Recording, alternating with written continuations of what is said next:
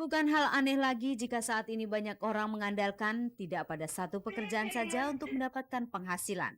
Begitu juga di kalangan artis, tengok saja Titi Kamal yang baru-baru ini membuka sebuah restoran masakan Sunda di bilangan Jakarta Pusat. Kebutuhan pokok kan makan ya. Sementara kalau butik kan itu kebutuhan apa ya? Itu sandang. Kalau aku buka butik, aku takutnya aku harus update terus setiap bulannya baju-baju yang baru. Iya, mudah-mudahan.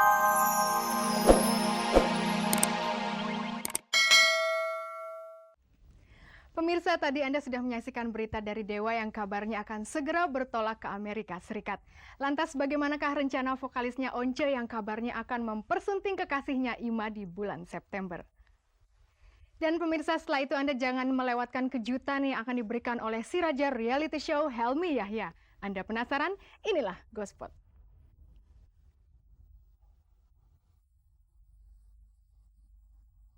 Pasangan kekasih Once Dewa dan Ima beberapa waktu lalu pernah menceritakan soal rencana pernikahan mereka. Saat itu, keduanya belum memberikan jawaban pasti kapan hari bahagia itu akan berlangsung. Hari Jumat kemarin, secara tak sengaja, Gospot bertemu dengan Henny Purwonogoro, yang tak lain adalah calon mertua Once di perayaan ulang tahun Yohanes pertama. Apakah ada permintaan spesial dari Henny tentang model gaun yang akan dipakai Ima?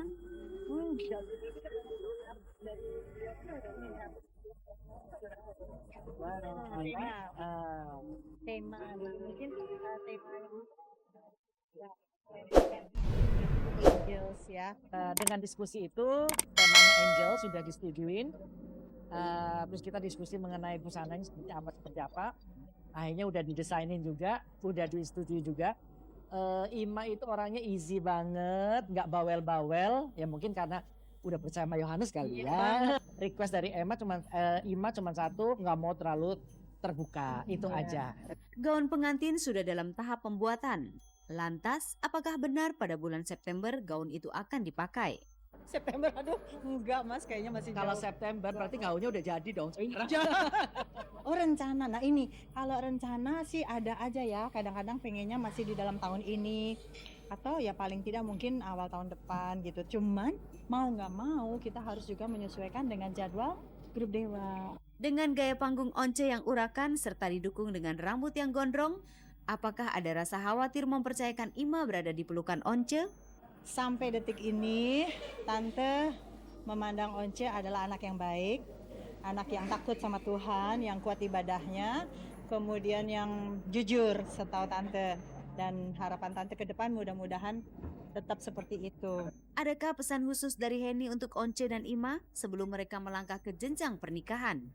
Jadi Tante paling-paling pesan kalau siapapun dalam hal ini Once yang nanti akan mendampingi Ima berumah tangga bersama, itu titip, istilahnya titip lah ya, karena papa mama cuma di background aja nanti. Jadi titip tolong dikasihi, disayangi, saling mengasihi, saling menyayangi. Kalau dalam rumah tangga tuh itu sebetulnya. Diperkenalkan di Amerika otomatis kan jadi sesuatu yang belum pernah kita lakukan sebelumnya.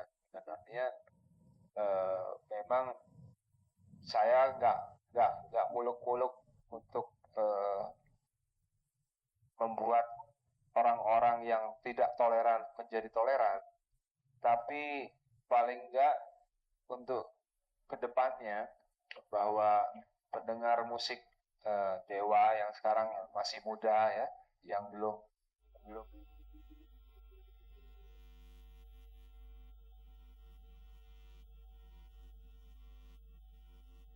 Anda ingin uang 1 miliar rupiah? Jika iya, tapi Anda tidak ingin susah payah bekerja, langsung saja daftarkan diri Anda dalam mega reality show terbaru RCTI, Warisan. Seperti apakah konsep reality show ini? Jadi ada seorang miliarder yang ingin mewariskan kekayaannya sejumlah 1 miliar kepada seorang ahli waris. Siapapun itu yang merasakan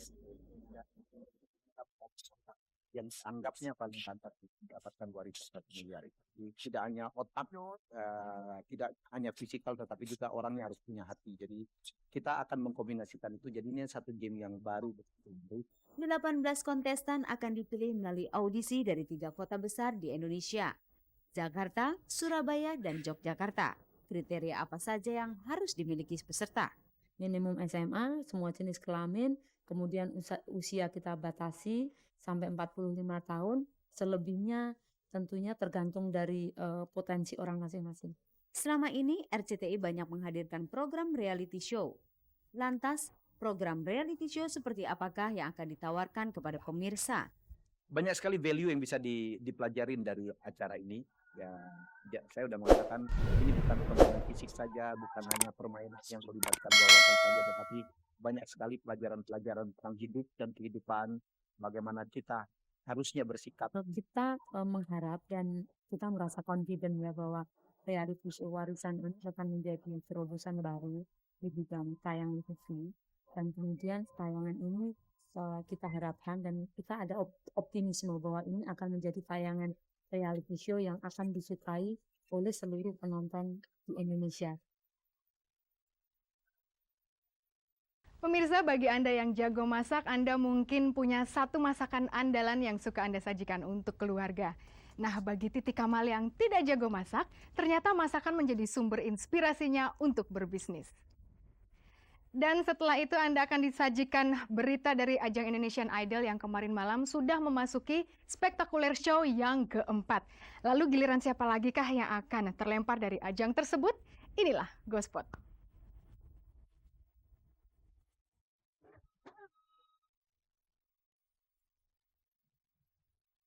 Bukan hal aneh lagi jika saat ini banyak orang mengandalkan tidak pada satu pekerjaan saja untuk mendapatkan penghasilan. Begitu juga di kalangan artis, tengok saja Titi Kamal yang baru-baru ini membuka sebuah restoran masakan Sunda di bilangan Jakarta Pusat. Kebutuhan pokok kan makan ya, sementara kalau butik kan itu kebutuhan itu sandang. Kalau aku buka butik, aku takutnya aku harus update terus tiap bulannya baju-baju yang baru. Ya mudah-mudahan sesuai seizin Allah, modalnya mudah-mudahan setahun bisa balik. Hobi Titi memang bukan memasak, tapi pasti ada dong masakan hasil racikan sendiri yang sering dibuat Titi. Sebetulnya sih aku nggak bisa masak. Air rebus, Indomie, telur goreng. Enggak deh, payah, malu nyebutnya. Tidak bisa masak, tapi berani membuka bisnis makanan. Itulah sosok Titi Kamal. Bisa jadi restoran yang dibuka ini sebenarnya dijadikan pemicu untuk Titi agar lebih bersemangat mempelajari dunia kuliner. Apakah Titi punya target untuk menjadi seorang koki yang handal? Aku payah banget, aku nggak bisa masak. Tapi aku akan berusaha untuk bisa masak. Mudah-mudahan tahun depan aku bisa lah. Titi nampaknya tidak main-main dalam menjalankan usaha barunya ini. Begitu banyak harapan yang ingin diraih dalam benaknya saat memulai bisnis restoran ini.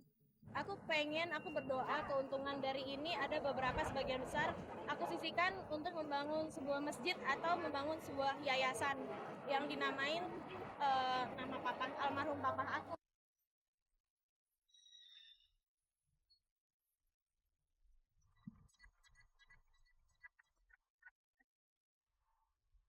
Ajang Indonesian Idol Jumat malam kemarin harus menyisihkan satu finalis lagi.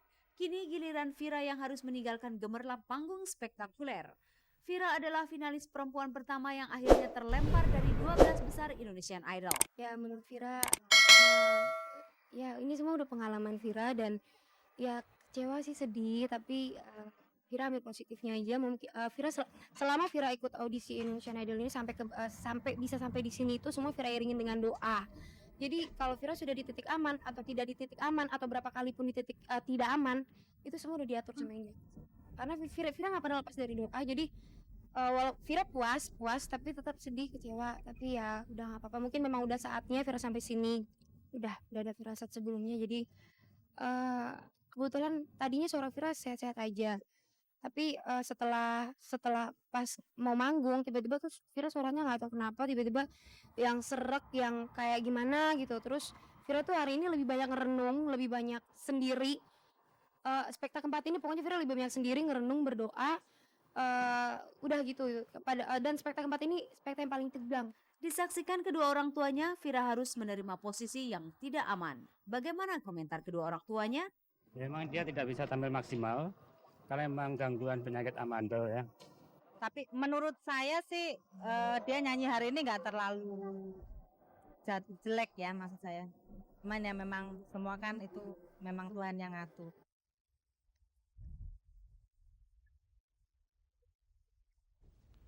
Kalau Anda punya bakat terpendam, jangan pernah takut untuk mengeksplorasikan bakat tersebut.